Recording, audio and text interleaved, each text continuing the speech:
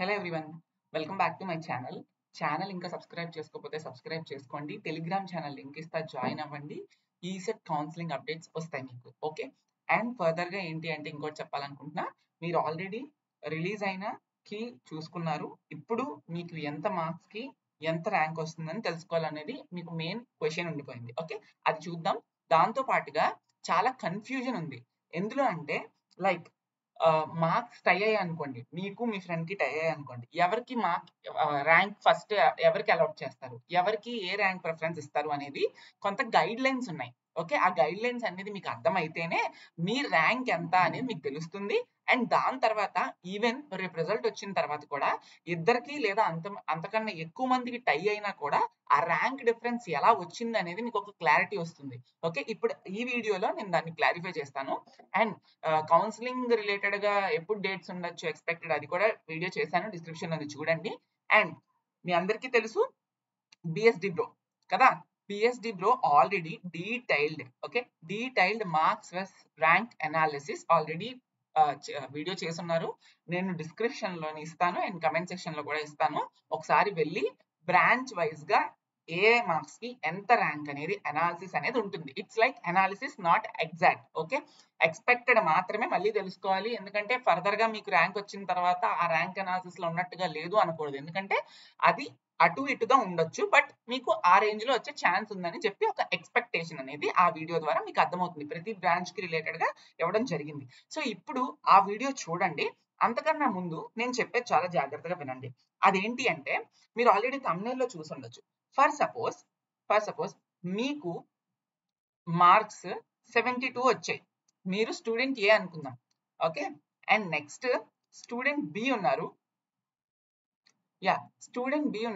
Student B కూడా marks 72నే వచ్చాయి. 72 అనేది ఒక ఎగ్జాంపుల్ గా తీసుకున్నాను. మోస్ట్ ఆఫ్ ది కేస్ నేను చాలా మంది నాకు 72 వచ్చాయని కామెంట్ చేశారు కాబట్టి. ఓకే, సో అండ్ స్టూడెంట్ ఏ కి మార్క్స్ 72నే, స్టూడెంట్ బి కి మార్క్స్ 72నే. అండ్ బ్రాంచ్ విషయానికి వద్దాం, ఎందుకంటే బ్రాంచ్ లో టై అనేది మనకు తెలుస్తుంది. సో బ్రాంచ్ ఇద్దరు కూడా ట్రిపుల్ అనుకుందాం, ఎగ్జాంపుల్ గా చెప్తున్నాం. ఓకే, బ్రాంచ్ ఇద్దరు ట్రిపుల్. ఓకే, సో ఇద్దరికి 72 మార్క్స్ వచ్చాయి. ఇప్పుడు ర్యాంక్ అనేది ఎలా కేటగరైజ్ అవుతుంది, ఎవరికి ఫస్ట్ ర్యాంక్ అలాట్ చేస్తారు, ఎవరికి సెకండ్ ర్యాంక్ అలాట్ చేస్తారు, అంటే ఫస్ట్ అండ్ సెకండ్ ర్యాంక్ అంటే ఎవరికి ముందు ర్యాంక్ ఇస్తారు, ఎవరికి వెనకాల ర్యాంక్ ఇస్తారు అనేది సేమ్ బ్రాంచ్ ఉన్నప్పుడు నేను చెప్తున్నాను, చాలా జాగ్రత్తగా వినండి.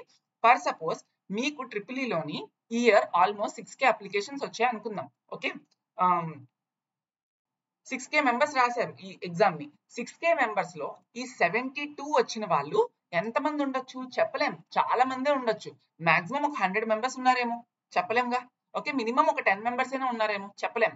కాబట్టి అలా 100 మెంబర్స్ కి ఒకే ర్యాంక్ ఇవ్వగలరా, లేదా ఆ 10 మెంబర్స్ కి ఒకే ర్యాంక్ ఇవ్వగలరా? ఇట్స్ ఇంపాసిబుల్ కదా.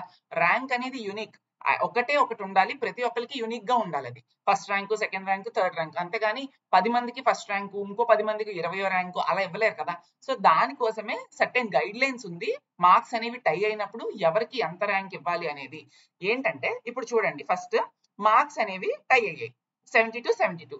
ఫస్ట్ ఏం చూస్తారంటే, మీ కోర్ ఉంది కదా, 100 మార్క్స్ కి ట్రిపుల్ కోర్ ఉంది కదా, ఆ 100 మార్క్స్ కోర్ లో ఏ స్టూడెంట్ కి ఎక్కువ మార్క్స్ వచ్చాయి. ఫర్ సపోజ్ స్టూడెంట్ ఏ కి 52 వచ్చాయి, స్టూడెంట్ బి కి 51 వచ్చింది అనుకోండి. అప్పుడు ఈ 72 మార్క్స్ వచ్చినందుకు ఫస్ట్ కోర్ వ్యాలిడేట్ చేస్తారు, టైని బ్రేక్ చేయడానికి. కోర్ లో 52 మార్క్స్ వచ్చాయి కాబట్టి స్టూడెంట్ ఏ కి ఫస్ట్ ర్యాంక్ ఇస్తారు, స్టూడెంట్ బి కి సెకండ్ ర్యాంక్ ఇస్తారు. ఎందుకంటే కోర్ లో ఇద్దరికి సేమ్ మార్క్స్ అయినప్పటికీ కూడా కోర్ లో ఏమైందంటే, కోర్ లో తినకు ఎక్కువ వచ్చాయి, స్టూడెంట్ ఏకి ఎక్కువ వచ్చాయి స్టూడెంట్ బి కన్నా. కాబట్టి స్టూడెంట్ ఏకి ఫస్ట్ ర్యాంక్ ఇచ్చారు. అర్థమైందా? జస్ట్ ఎగ్జాంపుల్ గా తీసుకున్నాను. ఇది 52 కాకపోతే 32 తీసుకోండి, ఇది ఒక 31 తీసుకోండి, ఎందుకంటే ఇక్కడ నేను ఇచ్చిన 72 మార్క్స్ కాబట్టి. ఓకే, 32 and 31 అనుకుందాం. అండ్ నెక్స్ట్, ఇప్పుడు ఒకవేళ మీ కేటగరైజ్ చేస్తున్నప్పుడు ఇక్కడతోనే బ్రేక్ అయిపోతే స్టూడెంట్ ఏకి ఫస్ట్ ర్యాంక్ వచ్చేస్తుంది, స్టూడెంట్ బికి సెకండ్ ర్యాంక్ వచ్చేస్తుంది. అలా కాకుండా ఇక్కడ కూడా టై అయింది అంటే, కోర్ లో స్టూడెంట్ ఏకి 32నే, స్టూడెంట్ బికి 32నే వచ్చింది అనుకోండి. ఇక్కడ మళ్ళీ ఎలా కుదురుతుంది? కుదరదు. కాబట్టి ఇక్కడ కూడా కుదరకపోతే నెక్స్ట్ ఏం చేస్తారంటే, మ్యాథ్స్ లో ఎన్ని మార్క్స్ వచ్చాయో చూస్తారు. మ్యాథ్స్ 50 మార్క్స్ లో మ్యాథ్స్ లో ఎన్ని మార్క్స్ వచ్చాయని చూస్తారు. మ్యాథ్స్ లో ఈ స్టూడెంట్ కి చూస్తారు. ఒకవేళ ఈ స్టూడెంట్ కి మ్యాథ్స్ లో ఇక్కడ ఒక 11 వచ్చి, ఈ స్టూడెంట్ కి ఇక్కడ మ్యాథ్స్ లో ఒక 10 వస్తే, మళ్ళీ ఈ స్టూడెంట్ కే ఫస్ట్ ర్యాంక్ ఇస్తారు, ఈ స్టూడెంట్ కి సెకండ్ ర్యాంక్ అలాట్ చేస్తారు. ఒకవేళ మ్యాథ్స్ లో కూడా 11 టై అయిపోతే ఓకే, ఇద్దరికి మళ్ళీ ఇక్కడ కూడా ర్యాంక్ టై బ్రేక్ అవ్వలేదు కాబట్టి నెక్స్ట్ ఫిజిక్స్ చెక్ చేస్తారు. ఓకే, ఫిజిక్స్ చెక్ చేస్తారు. ఒకవేళ ఫిజిక్స్ లో కూడా టై అయ్యింది అనుకుంటే నెక్స్ట్ కెమిస్ట్రీ చెక్ చేస్తారు. కెమిస్ట్రీలో కూడా టై అయ్యింది అనుకుంటే ఫైనల్ గా ఉన్నది ఏంటి అంటే age factor. Okay, what age factor అనేది మెయిన్ కీ రోల్ అవుతుంది. ఈ సెట్ ఎగ్జామ్ అప్లై రాస్తున్నప్పటికీ ఎవరి ఏజ్ అయితే, ఇప్పుడు స్టూడెంట్ ఏ ఫర్ సపోజ్ చూద్దాం, స్టూడెంట్ ఏ కి 18 ఇయర్స్, ఓకే, స్టూడెంట్ ఏ కి 18 ఇయర్స్ 3 months అనుకుందాం. ఇప్పటికి ఈ సెట్ ఎగ్జామ్ రాస్తున్నప్పటికి డేట్ ఆఫ్ బర్త్ ప్రకారంగా స్టూడెంట్ బి కి 19 ఇయర్స్ అనుకుందాం, 19 ఇయర్స్ 1 month అనుకుందాం ఏజ్. ఓకే, అనుకుంటే అప్పుడు వీళ్ళిద్దరిలో ఇప్పుడు ఇవన్నీ కోర్ చూసారు, మ్యాథ్స్ చూసారు, ఫిజిక్స్ చూసారు, కెమిస్ట్రీ చూసారు, అన్ని దగ్గరలో టై అయింది.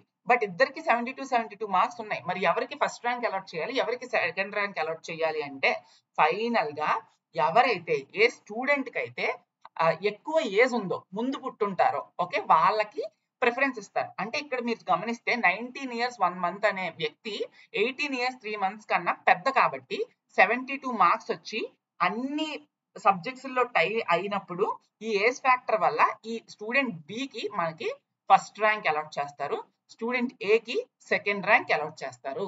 ఓకే, సో ఇలా సేమ్ బ్రాంచ్ ఉన్నప్పుడు ఇది జరుగుతుంది. అర్థమైందా? సో అది నేను చెప్పాలనుకుంటుంది. ఎందుకంటే 72 మార్క్స్ అనేది నేను విన్నదే, నేను చాలా మంది దగ్గర విన్నాను. అంటే నేను తీసుకున్న ఎగ్జాంపుల్ అందుకే 72 తీసుకున్నాను. నాకు టెలిగ్రామ్ లో, వాట్సాప్ లో అండ్ యూట్యూబ్ లో చాలా మంది పెట్టారు. అలా కాకుండా నాకు తెలియకుండా ఇంకెంత ఉన్నారు, ఒక 30 మంది ఉన్నారు అనుకోండి. 30 మందికి ఒకే ర్యాంక్ ఒకే బ్రాంచ్ లో ఇవ్వగలరా? It's impossible.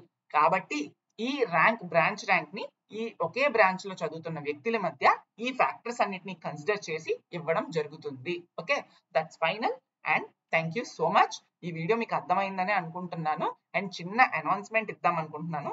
అదేంటి అంటే మీ అందరికీ తెలుసు,